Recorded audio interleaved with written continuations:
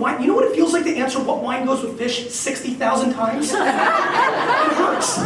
But I did it because it was 60,000 different people. And I created context at scale. Listen, I was running a $60 million business that was mine. And I stopped and just tweeted with people. I did. And what I always don't say, and now I'm trying to talk more about, I also produced a show that had a lot of quality content behind it that also supported that. I would even say the Thank You Economy, my last book, is a book that could have been called Jab, Jab, Jab, Jab, Jab, Jab, Jab.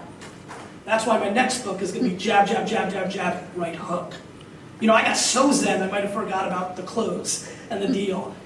But that naturally, shockingly happens when you don't go for it. There's a lot of ladies in the room, you know the guy that won you over. The guy that rolls up on you at the bar, or the club, or wherever, and hits on you 47 straight times and this and that, he's not going to win. And so that's what's happening in business. Way too many of you know how you hate being hit on in real life, but you're doing the same thing in social. You're just pounding your end consumer. And you think it's going to break through in this world where we're getting pounded with messaging. You think your offer or your deal or your opportunity is going to break through in a world where Eric Schmidt, the chairman of Google, last year said the amount of content that we're producing now in every 48 hours is equal to the amount of content that we produced from the beginning of mankind until 2003. Let me say that again. I want you to hold the hands of the person next to you because I want to go kumbaya in this moment.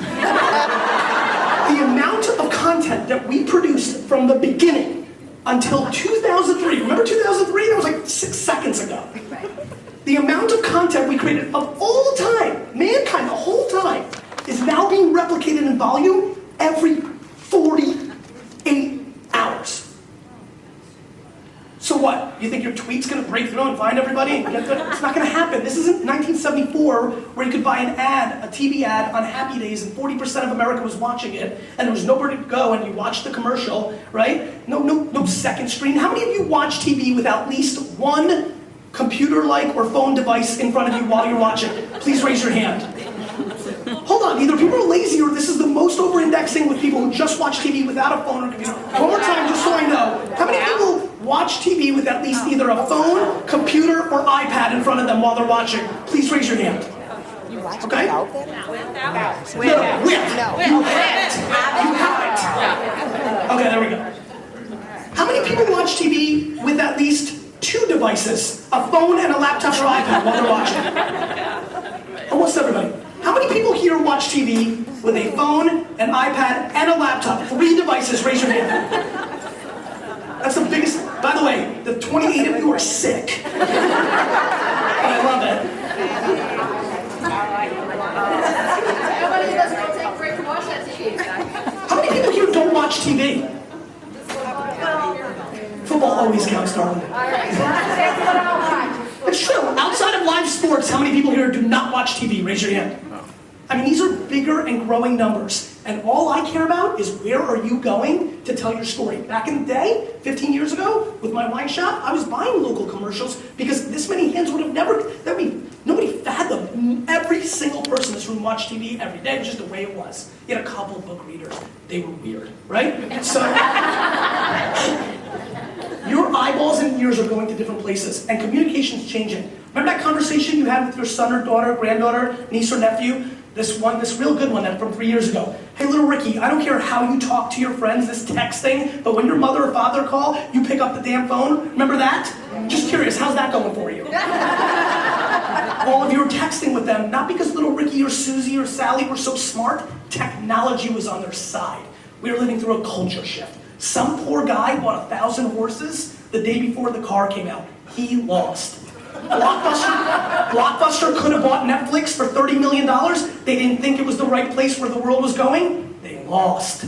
And this happens over and over again. I promise you, wait till you see what's going to happen to Walmart over the next decade. They're scrambling now. They're trying to figure it out. Amazon's going to crush their faces. They're about to open up a warehouse everywhere and ship to you in 6 hours. And you're not going to think, why would you go to Walmart or Target? I can have it cheaper, faster, and guess what?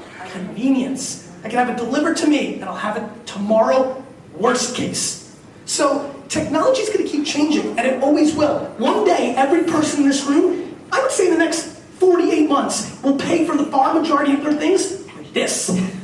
Not your credit card, this. And you're gonna walk into the store, and you're gonna buy something, and you're gonna swipe it. You know the world I live in? I live in a world where all of this is so connected that I thought about building an app called Better Life, where I make an app where all of you just put in the things that you like to do in your life to make your life better. You actually tell the app, and then through it being such a gosh darn robot and so powerful, it helps you.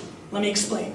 One of the things I would say is, I want to buy my wife Lizzie more things randomly, not just on her birthday or Valentine's Day. I want to just buy her a gift because I love her so much randomly. And you know what it would do? It would thank you so much. And you know what it would do? It would text me on a random day with a link to flowers.com, and I would just click it, and it would be on its way. I would tell it that I want to learn more about tea, and that's really important to me. And when I landed here today in Tampa, it would text me and say, the #1 rated tea shop on Yelp in America is 4 blocks away from your hotel. Looking at your Google Calendar, you have enough time to go there before your flight, and so you should. That's what it would do. I would tell my app that I want to lose 15 pounds. And when I'm running to the airport now on our way to Miami for the Jets game, when I run there and I'm hungry because I didn't eat here, and I go to Burger King and order 2 Whoppers and fries, when I go to pay for it, it would decline and it would text me,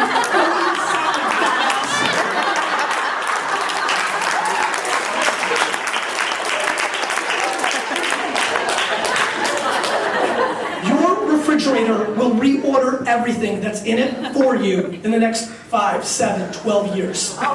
It just will. It will know that you like Diet Pepsi, and it would see there's one left, and it's going to reorder it. And who's that bad for? That's really bad for retailers, because when it gets to scale, Pepsi's going to deliver it to you by themselves and keep all that profit. Anybody in the middle has to bring value in business. If you don't, you lose. I implore you to think about your end consumer, because if you're not bringing value to them, and you're not doing it in the proper etiquette in the world that we live in today, and you're not creating context at scale when you're publishing your stuff on all these, you're all on social media, you like it? You like Facebook and Twitter and Tumblr? Nobody's seeing your stuff if they don't care about you. There's too much of it being thrown at them. Start creating context, and start allowing your content to have a chance to be seen. That, my friends, is the game. Start caring about the end consumer instead of your margins, and your business might change. Start thinking about retention. All of you are trying to find more customers. How about the ones that you have? When's the last time you called them and just said thank you? I know what the answer is. Not often enough. So stop looking for more or pushing out more and start maximizing. Stop hunting and start farming. Thank you.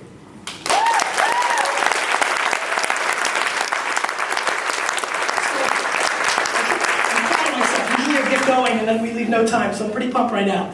So let's do some Q&A. I really, here's something I want to say right off top. I'm convinced, given who you are in this room, that a lot of people are going to be scared to ask 101 questions, but we all have holes in our game. This is the opportunity. I promise you I will give you my all, and I have a lot of context and do it at scale. My brother AJ and I have a social media agency that's close to 200 employees now, and we manage big stuff, big clients. I come from small business, so that's been my whole life. I have context across the board, so I'm thrilled that I'm here. So let me answer it for you. So let's do it. Hey man. Hey Gary, good to see you again. Good to see you again. Nice to come back. So only a couple, like a week or two ago, weeks, right? Yeah. Good to see you, bro. Using a lot of automation these days to try to get the message out. So who is? I am. Since the last time you and I talked, yep. I've been listening on Twitter. Probably about 45 minutes to an hour a day. Okay. It's a completely new thing. And? Well, I'm looking for content to share. And is that your strategy? Yeah, part of it. Okay. Certainly. To me, that's what your jab equates to. Not me. Is Not for finding me. content and sharing. No. No. Okay. No, because sharing content is a right hook to me. That means you're pushing something out. Okay. So you're still thinking in that way, which is okay. Right. Step-by-step process. We got the 45 minutes to an hour of searching, so I'm already pumped, to be honest. Only 2 weeks, right? Right. So good. Now we get to meet again. No. Those are right hooks. When you're pushing, you're throwing a shot. You're looking to create value by distributing something, whether it's for you or other people. I like where you're coming much more with sharing somebody else's than yours. However, what I'm looking for is for you to just create an actual relationship with somebody. If somebody's talking about something you're doing, for you to just jump in, like you would here in a cocktail party, and just say, yeah, I heard the same thing. Like, isn't that nuts? That matters more. It makes you so much more human. I've never automated a single tweet in my life. Every tweet, all 60,000 of them that you've seen from me, I've done by my hands, with my thumbs, no other person, never scheduled, nothing. No auto DM, no auto reply, no auto shit. Auto's for everything else. We're humans. This is the most human time in business. Stop doing, I promise you, anything that you, let me ask you a question. Any of you that have had something happen automated to you, you know it. Remember when you got emails, when email got smarter, and all of a sudden your name was like in a different font? They started using your name or in a different color, and you knew what they were doing. They just figured something out to get your name in it, but it looked different than the rest of the body of the email. Did that feel good? It felt like shit. It didn't feel good. You knew they weren't talking to you. You were part of a list. So I like where you're going. You're definitely, listen, if you're just pushing and now you're retweeting others, you're halfway home, right? You're definitely doing something better. But for me, I think you need to go out. You're still in talking mode when you're doing that. When you're responding to somebody else, you're in listening mode. And that's, you need to start working on both ears versus the one mouth. There's more of them. There's two. It's a 2-to-1 game for a reason. Go that route. Awesome. Thanks, man. Thank you.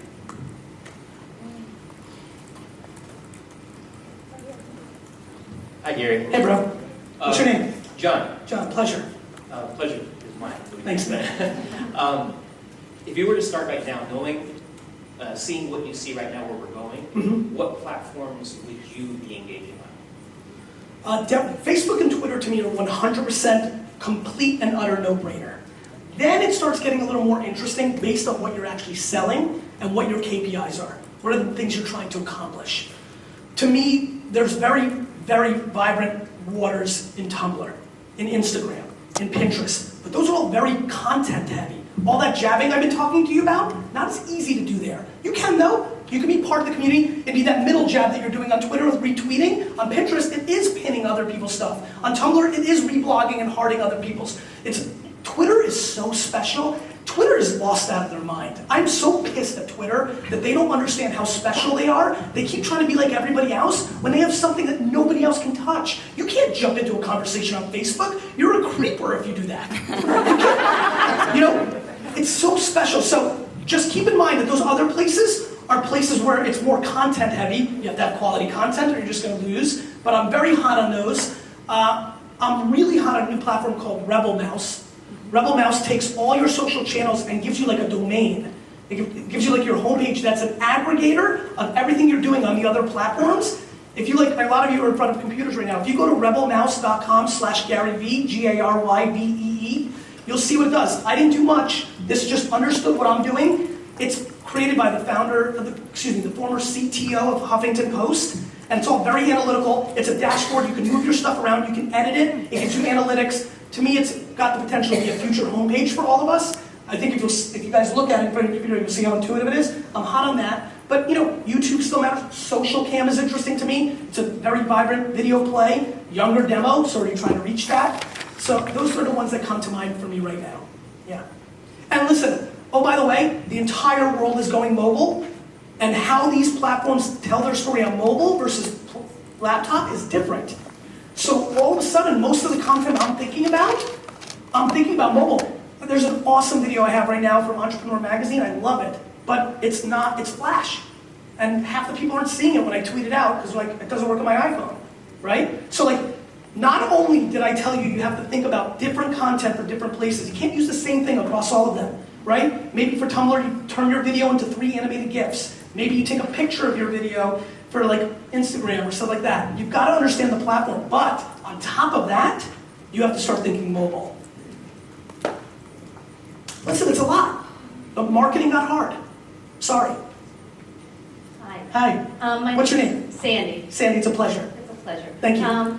Where do you see web television, web shows like the one you have going? Where, the future of web, Yeah. TV on the web? I think if you're good, you win. I think if I start Wine Library TV today, as the same person I was then I would win. Because the content was great. As a matter of fact, I would win quicker. There's so many ways to distribute content now. I mean, back then, like, the thought of watching a 30-minute YouTube video in 2006 was insane. Guys, it's 6 years ago. Like, people were like, what is this? Like, why? I got flown out to Yahoo, and they were asking me, like, questions. I was like, wait a minute, I thought I was going there to make a deal. That was a Petri dish. They're like, this, why this? How can you get this? Like, how are you making this? Like, Yahoo, back then, So, I think television is going to get massively disrupted. I think the most interesting thing, forget Google Glasses, the most interesting thing Google's doing right now is what they're doing in Kansas City. If you get a chance, Google later, Google and